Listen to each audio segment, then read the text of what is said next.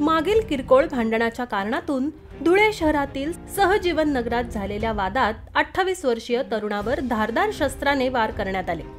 यात या तरुणाचा मृत्यू झाला असून अमोल गुलदगडे असं या तरुणाचं नाव आहे। या घटनेनंतर 5 जणांवर शहर पोलीस ठाण्यात खुनाचा गुन्हा दाखल करण्यात आला आहे।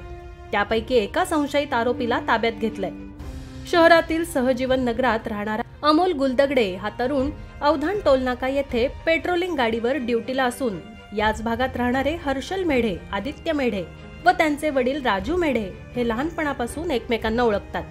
काल रात्री छोरिया नगर येथे आयोजित करण्यात आलेल्या क्रिकेट टूर्नामेंट पाहण्यासाठी अमोल गुलदगडे याचा भाऊ ऋषिकेश हा त्याच्या मित्रांसोबत मॅच पाहण्यासाठी गेला होता।